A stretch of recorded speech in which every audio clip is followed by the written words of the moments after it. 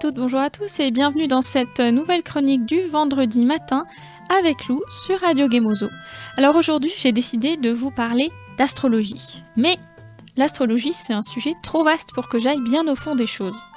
Toutefois, je voulais vous parler de la branche de l'astrologie que tout le monde connaît, a déjà lu et a essayé de comprendre. Je vais vous parler aujourd'hui des horoscopes. Alors pour faire court, l'astrologie c'est un ensemble de traditions et de croyances qui soutiennent que la position des planètes dans le système solaire ou des constellations visibles dans le ciel permettent de prédire des événements humains, collectifs ou individuels. L'usage le plus populaire de l'astrologie sont les horoscopes, des revues ou les affinités des signes du zodiaque, même si c'est considéré comme une branche lointaine et déformée de l'astrologie historique. Les croyances associées à l'astrologie restent populaires. D'ailleurs, un sondage mené en Amérique du Nord et en Grande-Bretagne indique qu'une personne sur 4 pense que la position des étoiles et des planètes peut affecter la vie d'une personne.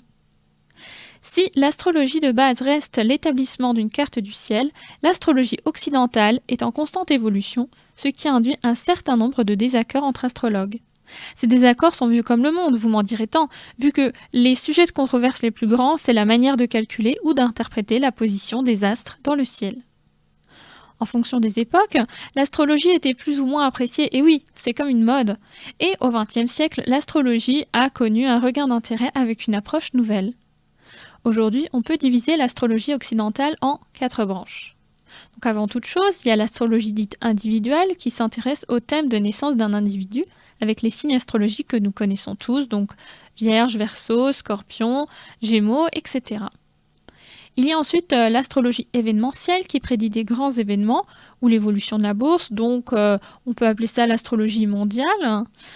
Il y a l'astrologie en cartomancie qui affine les prédictions par le tirage de cartes grâce à l'influence des étoiles, pour faire court. Enfin, c'est de la voyance, c'est quelque chose qui nous échappe. Et enfin, on y vient à l'astrologie des horoscopes qui nous vient du Moyen-Âge et qui est à nouveau en vogue dans les magazines essentiellement commerciaux et qui prétend prédire pour chaque signe astral les grandes tendances du moment. Elle ressemble, oui, le plus à un phénomène social car elle est extrêmement populaire malgré son imprécision fondamentale. Et si c'est fondé, quand c'est fait sérieusement, c'est à partir d'une version simplifiée des modèles astrologiques classiques. L'horoscope est généralement considéré par le public, qui les aime beaucoup, comme une simple distraction, sans implication. L'engouement des horoscopes, parlons-en. Donc, il est en proie à de nombreuses controverses. L'ensemble de ces polémiques représente un cas d'école d'un grand intérêt pour la sociologie et l'épistémologie. Pour faire court, l'épistémologie, c'est soit l'étude critique des sciences et de la connaissance scientifique, soit l'étude de la connaissance en général. Je disais donc que les polémiques essentiellement tournent autour de sociologie et d'études des sciences. L'engouement de vaste public pour une pratique sans effet démontré continue d'être mis en question et souvent assez méchamment. Les sceptiques, les personnes qui remettent en question, que je vais appeler les sceptiques, expliquent l'intérêt pour les horoscopes par l'effet Barnum. En effet, ces analyses amènent à considérer publiquement l'astrologie comme une superstition reposant sur la crédulité des gens.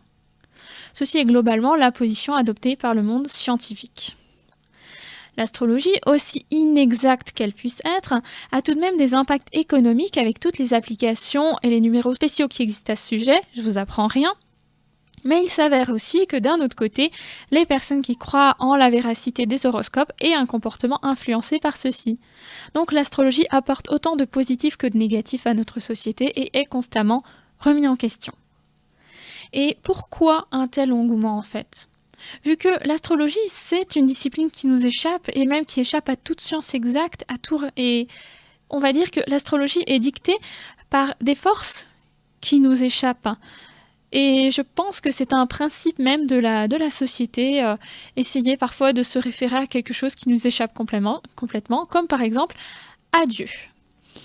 Et comme les croyances, les sciences occultes, les horoscopes fascinent, alors qu'on ne sait absolument pas où ça peut nous mener, aussi bien ou mal que cela puisse être.